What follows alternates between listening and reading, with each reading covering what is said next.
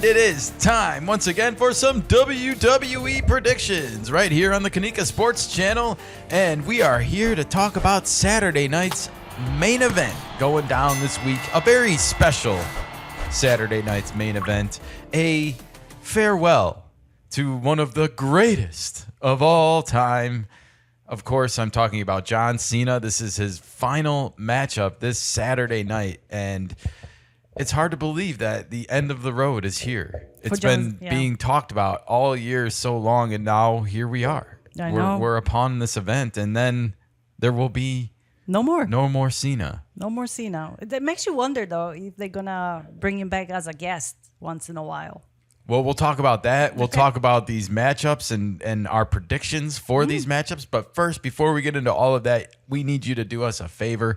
Please like this video, subscribe to the channel, and ring that bell, especially for our mascot, Frexy. Check her out, everybody. You know you want to see more of her, and you will if you subscribe and ring the bell. Thank you. Yes, indeed. All right, well, let's talk about the man of the hour. It was Gunther winning the honor of taking on John Cena in his final matchup. I got to ask, Nika, what is your just first reaction to this being Cena's farewell match? Do you like it, or do you think they should have gone with somebody else?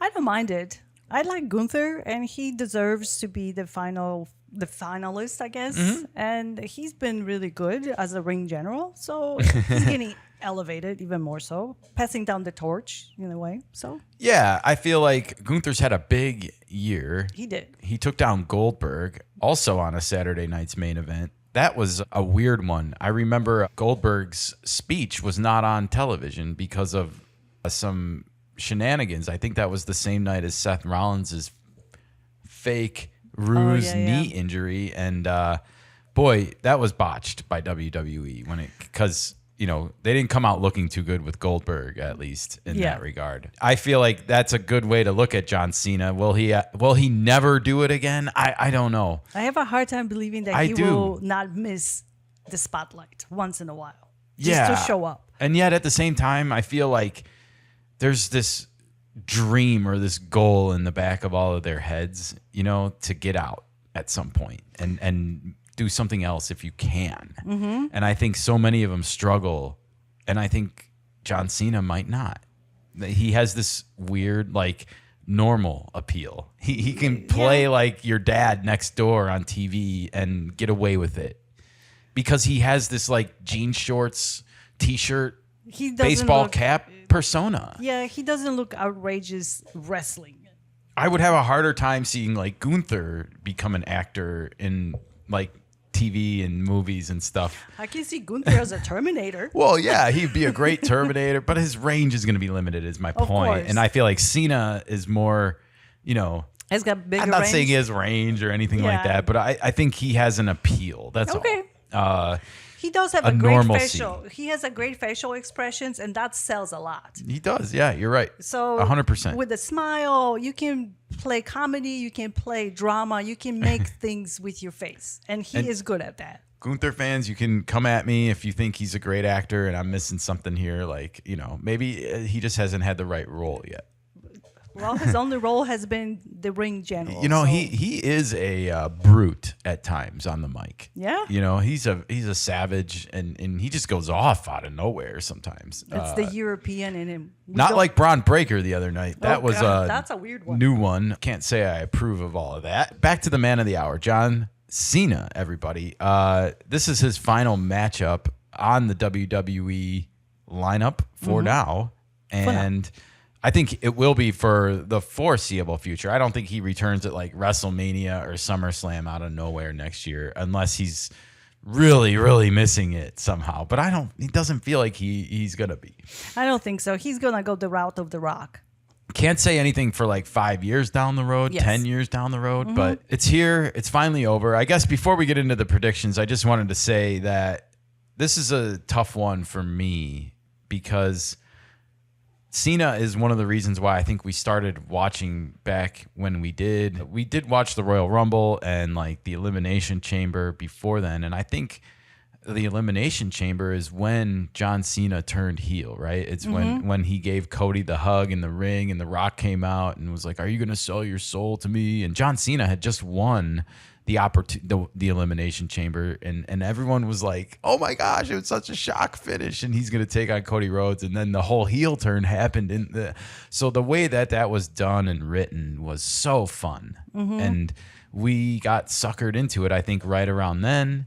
And shortly after WrestleMania, which was like 6 weeks later, that's when I kind of really fell in love with Seth on the mic. Like, he had grown on me over this period of time that we had watched and gotten sucked into the Cena storyline. And now Cena's going to be gone. Seth is out with injury, and they're doing my girl Becky Lynch so wrong right now that I'm at a crossroads with WWE at the moment. And, you know, I feel like we said it over the summer, and I think during Paris maybe, but they're really going to miss John Cena. They will. They will definitely miss his mic skills and his ring skills. He's really good in the ring. Oh, man. And there's all a reason for his goatness. All the tribute finishers he's been doing to some of his favorites, you know, just being able to practice and execute those on TV live in the moment. It shows that he still has a dedication and a passion, at least for something. And maybe that's what kept him going in this last year, was like, you know, I'm going to do some tributes to some of my favorites. And he has been every single match. 100%. They became longer and longer as his tour continued. Is John Cena going to go out a winner in his WWE career, or is the Ring General going to win this match, Anika? My prediction is that John Cena will lose this match to Gunther by submission. Wow. He hasn't submitted in 25 years. Wow. So this will be his tap out. Wow. And passing the torch to the new generation. Okay. I think I'm going to have to go in a different direction. Okay. I think they're going to tease exactly what you just said as the ending, only for Cena to somehow grab onto the rope or you know, find the old Hulk Hogan like strength where he was like reaching for the heavens and like, yeah, brother. Yeah. And like do some miraculous finish to go out a winner. I think Cena goes out a winner.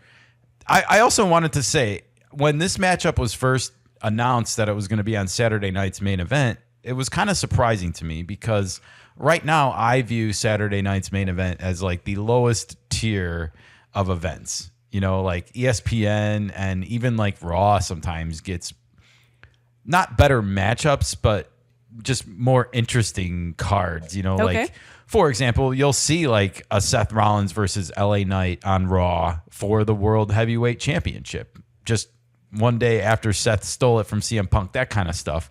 And even some of the matchups on this card, we're going to talk about it, they are kind of playing into this whole passing down that John Cena's been promoting as part of his farewell tour, is like, I want to pass down things to the next generation. Yes. I feel like that's the theme of this whole Saturday main event.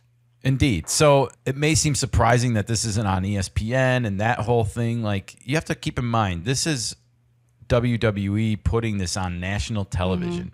This is on Channel 5 tonight, or wherever you live, whatever NBC is your local channel. Growing up, it's still on.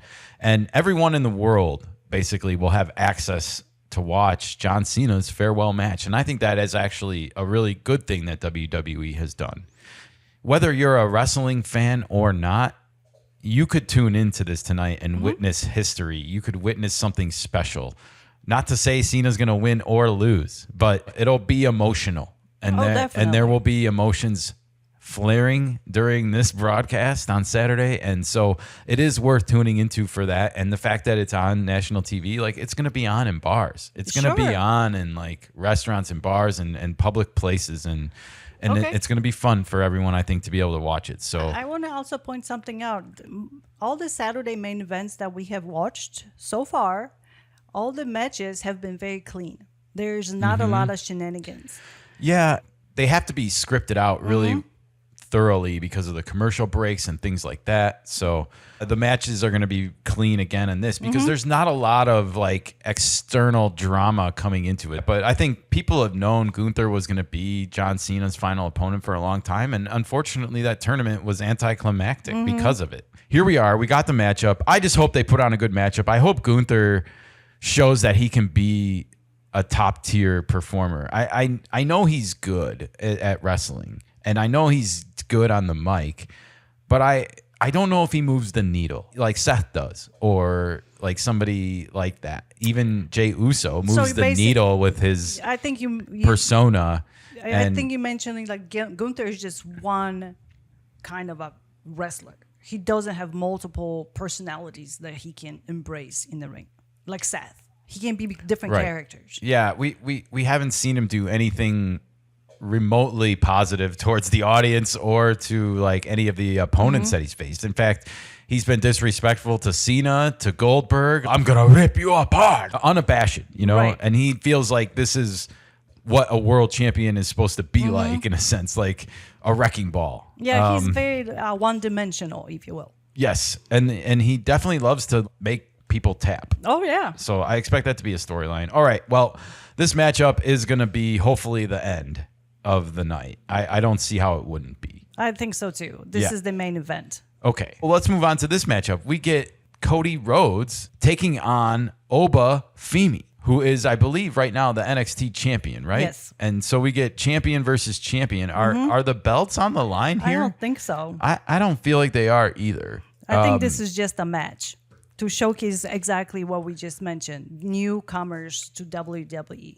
100%. Yeah. So I think we're witnessing some auditions of sorts or tryout. We're going to have tryouts. Yes, exactly. Exactly. I don't see anything in the description on WWE.com that makes it indicate to me that it's a championship matchup. Yeah. And that means Cody Rhodes can't win Oba Femi's championship belt either, the NXT championship. It's more showcasing the new skills and new talent.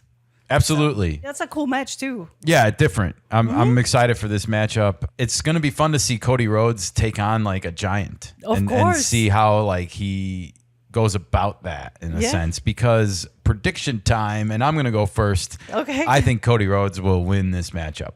Yes, me too. Absolutely.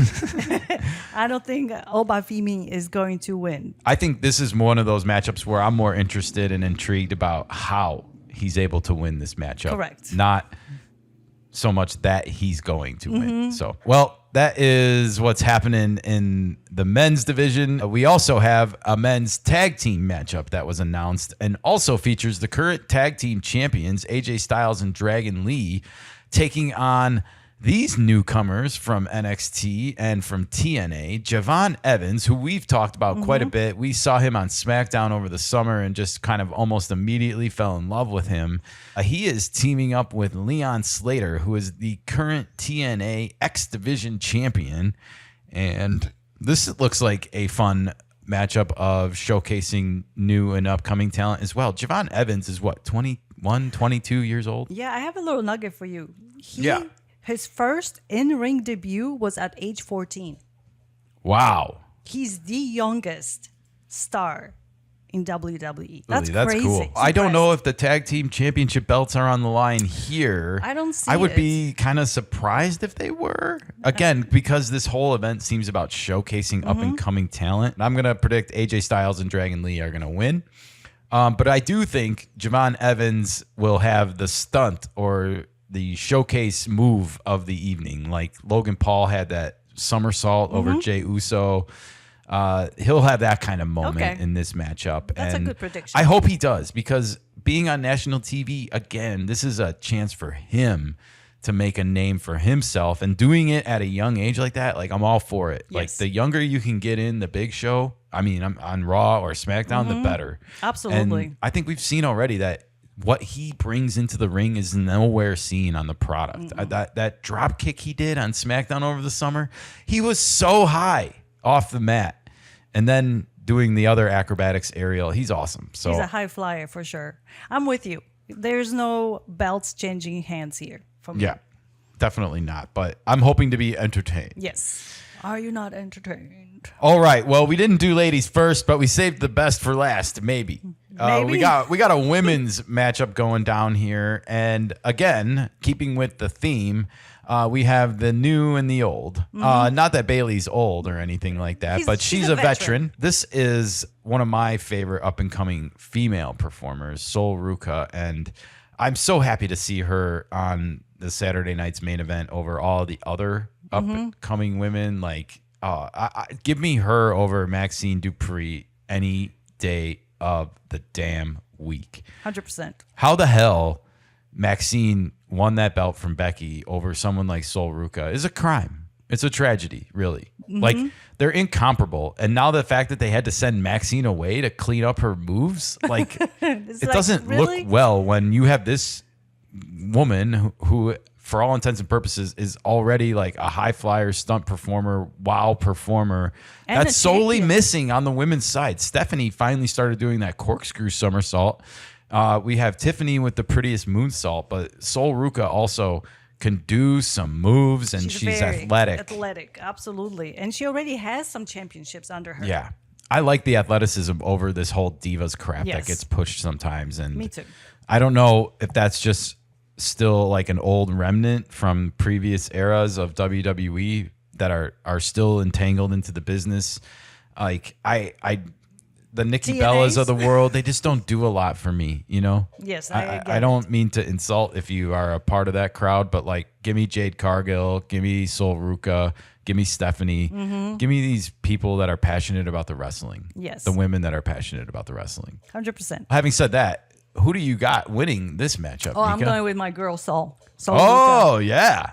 Well, you won't get any disagreements from me. I am going with Sol as well. In fact, if any of the newcomers had a chance at an upset on this card, I think it's her. Sure. Okay. Having said that, I wouldn't be shocked if Bayley still somehow managed to pull out a win because of the fact that I think WWE's trying everything they can to make her character relevant. She's already in the storyline with Lyra with the tag team, so she already has something going on. Yeah, she's got some weird bipolar split personality disorder going on. And I don't know if it's grabbing on to the WWE collective consciousness of fandom out there, but it's not really hitting home for me. Poor Lyra's like trapped, I feel like smothered, and like her character's been getting a little bit squashed, I feel like. And I liked her whole Valkyrie persona, and I feel like she needs to embrace her Nordic roots more. All right. Well, I am taking Sol Ruca. You're taking Sol Ruca over Bayley. So we'll see where this one lands. But that is going to do it for the matchups on this card. We only get 4 matchups on Saturday night's main event because it is a 2-hour event. And it does have commercials programmed into it because it's on NBC. God, how many streaming services you need now? Well, you need Peacock if you don't have cable or rabbit ears or an antenna of any kind. So that's not going to run you too broke. But you will need ESPN to watch the Royal Rumble next month. And that train will continue on into 2026.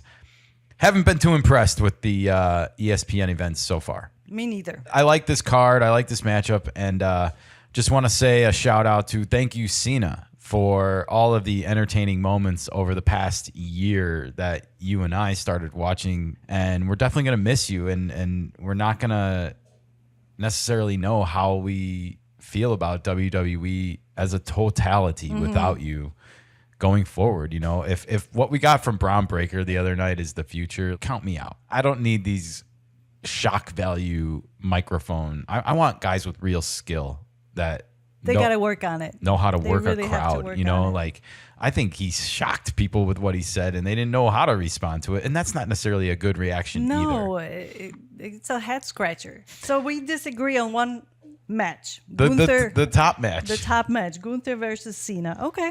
Well, I'm taking Cena to go out a winner. I just feel like that is the least they could do for him. And yet maybe you're right, Nika. Maybe he's so selfless that he doesn't care anymore and he's willing to put Gunther over just as a maybe. But I just feel like he got the short end of the stick against Dirty Don last month. He got his ass beat by Brock Lesnar. Like, and that wasn't even a match. Like, that was That was did. destruction. He did defeat Logan Paul, if my memory serves Yes. correctly, but that was a good respect earned match.